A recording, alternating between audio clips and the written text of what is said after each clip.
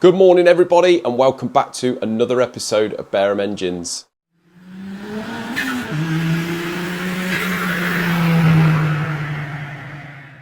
So here we are guys after a bank holiday Easter weekend. Nice to have a few days off actually. I've still got a bit of a stinking cold. Weather is looking absolutely lovely out there, not. But let's go back through the workshop. We've got both the boys in today. Isaac has got the Pre Crossflow crank on the balancer over there. We've got yet again, I'll just stop this quickly. He's got another, is this the Pre Crossflow crank, mate? Yeah, the one that Paul's building. Yeah, so I think this is third time lucky with the flywheel. Now this is the flywheel to match the new AP Racing clutch. Yep. The 7.5, 7.25 inch or something like that. So yep. He's just balancing the crank. Did you already balance the crank? I balanced the crank already, but obviously we didn't have the flywheel and we couldn't put the clutch on, so... Right, so I think Paul's took the ring gear off the other flywheel that's not right, put it on this one, which is same fitment, and he's just balancing up that clutch now, which is ideal. Paul has got the block on the stand over here, and he's giving that the thorough clean of its life. Didn't you, mate? Someone's got to do it properly, mate. And as you, yeah, I know. And as you can see, he's just masking it up, and he's going to give it a nice coat of that lovely blue that we did the. Yeah. So that's the blue that we did the Pinto. Yeah. Wherever that is. There he is. So this is the Pinto. The bottom end's all done. We're going to do it in that blue, same as the head. We really like that colour. And over here, see John's just grinding a crank over there. But over here, I've got a 3-litre diesel BMW. This is from Paddock Motors, the same people that has give us the V8 BMW over there to do. And this, very unusual for one of these. We know that BMWs, especially on like the V8s, are a bit prone to cracking the liners in the bores, but not very often any on the straight sixes. But this has had a cracked liner in number 2, is it? Number 5, I think. Yes, it's had like a weird sort of crack that looks down. We thought it was all the way through, but these liners, now I've bought it out, they're not very thick. They are a cast iron liner. And you can see there how it's just sort of broke up and cracked. And that's gone all the way through. You can see that's been blown for a while because it's all black on the back edge.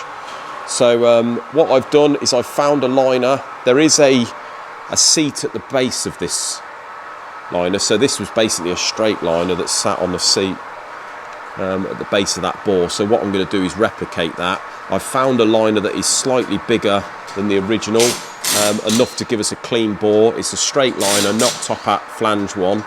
I know I always say that I like to fit the top hat flange ones, but if I'm just fitting one liner, what I'm going to do is just replicate. Because we've got a nice seat down there, I'm going to replicate what it was originally, and it's probably going to take it, you see where the gasket seals here, in that area there, and then you've got this probably 2mm on the inside of the gasket. That liner is going to go up to probably halfway up there, so the head gasket is not going to seal on the new liner, but it is going to replicate what it was originally. So that's all I'm doing here. All the rest look absolutely fine. So yeah, I'll get that liner on order now, and then we can do the finish cut once it arrives and get that one on its way. Having a bit of a nightmare in here, guys. Still waiting for the Centronic valve seat cutter. So we paid, getting on about £300 extra to push our job to the front of the queue to get this thing turned around in about a week or so. That was what, 3 weeks ago? John's rang them on Thursday before the Easter break, and they said they're still having trouble with it. What that means, I don't know. She's going to have a chat with the technician and get back to us. They just don't get back to us. So we've given them a bell again today, and she's gone to see again. So I just do not know when we're going to get back, when it's going to get back here, guys. In the meantime, we've got heads coming out of our orifices all over the place, waiting for the valve seats to be cut. We've got Paul's Alpha over there. I think that's got to have the valve seats cut. The Pinto head, we can't go any further with that. We've done the guides. We need to cut the seats and get this thing moving so we can paint it, get it on the engine. Then that thing we can finish, really. We've got a little Corsa head we're waiting to be done. Lotus twin cam. We've got all sorts everywhere. So yeah, it's an absolute nightmare. We've got our local work, the garage work, where they're sending heads in to have an overhaul, cars on the ramp, and they're crying out for them, but there's nothing at all we can do. So we're really sorry if any of you guys are waiting, but what can we do but try and get hold of the bloody people? Anyway, yeah, so the Pinto here, guys, all wrapped up. That thing is pretty much there on the bottom end, just waiting for that cylinder head, and we can get that one out. So Paul's done really well today. He's got the pistons and the rods and the crankshaft in on the Pre Crossflow, looking really nice in the blue. So these pistons, where we're at today, these acrylite pistons, obviously it's the QED rods and crankshaft that we've gone for, new steel crank and rods. And these are the acrylite pistons. Now these come as a semi-finished item. So after we've obviously got it back from having it lined honed, because you know that we ran into an issue of the tolerances being a bit tight. Now it's got the steel mains caps. It was line bored to the steel main caps, but now we've put the ARP stud and nut kit in for the mains, tightened them up, obviously what they're meant to go to, and it's just closed it up. Not only with that, but we've got the QED crank, which is on top limit. So there was about 1 thou running clearance. So we've had them took out. We've now got about 2 thou running clearance, and that crank turns absolutely lovely. So next thing, got a piston and rod in, dummy built it, and basically we've had to take some off the crown of the piston, but we knew we'd had to do that anyway because these are a semi-finished piston crown, and you can basically run what compression height you want. So we've got a 1.8mm gasket. We have done the cylinder head to the correct compression ratio using the 1.8 gasket, and that is running the pistons flush with the block. So we've done that now. Paul's just going to get those in the morning. The head is all down there done. We shall show you that in the next video. The flywheel and clutch, Isaac has balanced. Now we've got the ring gear on that new flywheel. You see that down there on the floor. So yeah, we're getting there, guys, with it. The straight 6 BMW, we've had some bits come in today. We've got some crank bearings over there, and piston rings have come in. Obviously this is the one that we're having to re-ring because the rings were absolutely shot on it. Nothing wrong with the bores whatsoever. You can see those there, they've deglazed up perfect. So we've got those pistons on the rods now, all cleaned, all checked on the sizes. Ring lands are perfect, so they are, after a good clean of the block again, they're ready to go down the holes once we get the crank in. So this is another one. We're just waiting for that tube. That's going to be here today. Oh, sorry, this week. The tube that goes through the middle of the V on the V8, and then we can get the front cover on, the timing chains and all that, and we can get the heads on and get that one finished. I spoke to the customer today, and he just wanted me to chuck him over an estimate of where we are so far. So I've done that. So yeah. We're getting there, guys. We're getting there very slowly indeed, but it goes like that sometimes. During my break today, just a little update on the BMW, not that we can go very far at all.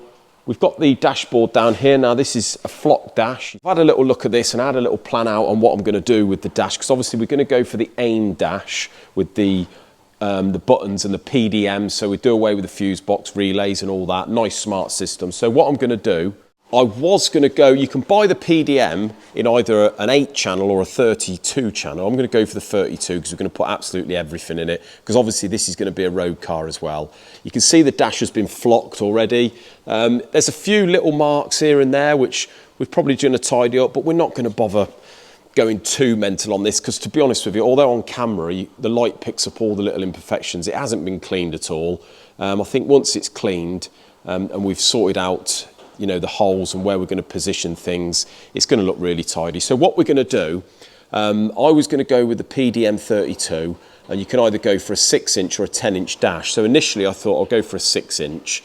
The 6-inch will fit in there nicely, but having done some measurements, I think what we're going to do is we're going to make a back plate on this to cover that, so it's just black.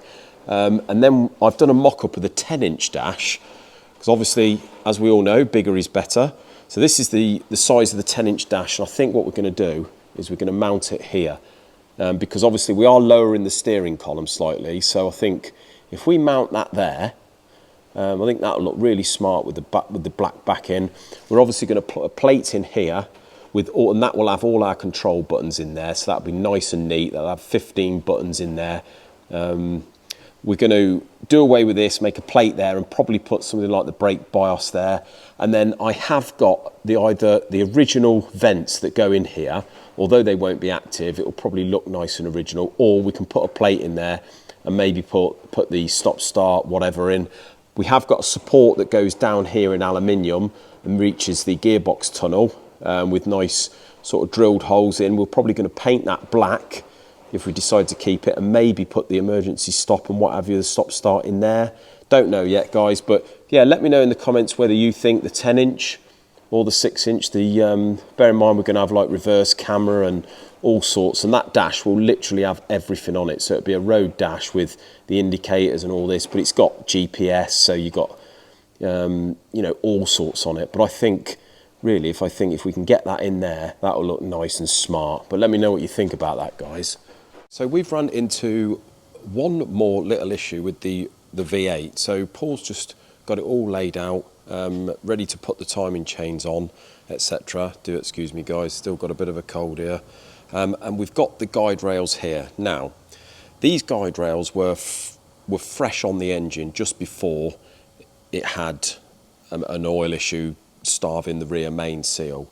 So these guide rails, as you can see, are absolutely brand new. There's hardly anywhere whatsoever. They've done next to no miles, so we were more than happy to use these guide rails. Now, the reason for the thumbnail and title is we probably won't know till tomorrow, maybe the day after, because we've had to order some new bolts. But what Paul discovered when he come to put these on, these shouldered bolts basically bolt in the holes here and hold the guide rails on, and then bolt up tight against that shoulder to the block, so thus allowing it to sort of not bolt up tight to this, but allowing this guide rail to move. And then you've got, on this one, you've got a bolt up the top that holds it on, and on this one you'll have the tensioner taking up the tension. Now, whenever I have fitted any of these BMW guide rails on anything, usually it's a bit of a slide fit in there. There's usually a little bit of play side to side, but you know, nothing major, just a little bit, allowing it to sort of freely move really. But what he's discovered when he's put these on, bear in mind these were fitted and the engines run like this, is we've measured that shoulder there, and that is just over 13 mil, whereas that hole is 15. So when you put that in, that is, you can see there, that is an absolute prick in a bucket. And the same on the other one, same sizes. And I'm fairly sure that's not meant to be like that. I don't see any reason why there should be that much play between, or clearance between that hole and that bolt. So I've been in touch with BMW, I've checked the part numbers on these two rails here compared to what should be on the vehicle, and they are correct. Although it does say use corresponding bolts, but the bolts don't have a part number. So what I've done is I've ordered new bolts, and they should be here tomorrow, maybe the next day.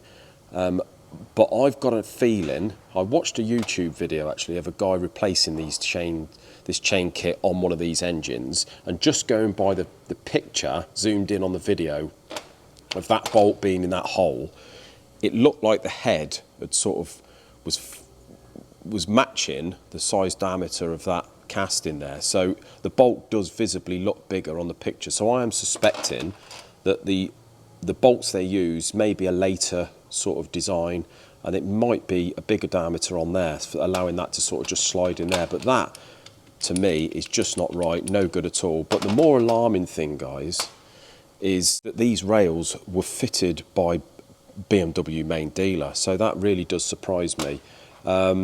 If you have a look over on this 6-cylinder BMW, although it's not quite the same design, you see that there just slides on there. There's a little bit of side-to-side play, but nothing major. It's literally, I would say there's probably about 5 thou play there, but certainly not nearly 2 mil. So if that is what's happened, guys, we're obviously, there's no accusations yet, but if we get those new bolts through tomorrow and they are distinctly bigger and a sliding fit there, then BMW main dealer have fitted this chain kit, put new chains on this engine at God knows what cost, and what they haven't done is they haven't renewed the bolts, and they've or used different bolts, or haven't used the corresponding bolts that go with these rails, which are obviously an update or something. So that really does surprise me, guys, but we're not going to know till tomorrow. If any of you lot have ever changed guide rails on this, you can tell me before the bolts come in. Feel free to comment down below, but yeah, that is alarming. So we've got the BMW block back on the boring bar now. You can see that we've got the liner in there. The liner arrived today, and we've left it about 4 or 5 mil proud of the block face. So what I normally do is I'll bore it now, leave it obviously a couple of thou to hone out, then we'll stick it up on the refacer over there, and we'll face the block down, giving it a very minimal cut across the surface of the block, just enough to clean it flat, and then we'll set it up on the hone. The reason I do that first is because if we hone it, you get honing oil everywhere, and then when you remachine it, you get all the crap and swarf mixing in with the oil. It makes it more difficult to clean. So nearly done, guys. But yeah, stay tuned for the V8. See what happens with those guide rail bolts. Interesting one, that. But until another video, guys, thanks ever so much for watching, and we will see you Friday. Cheers.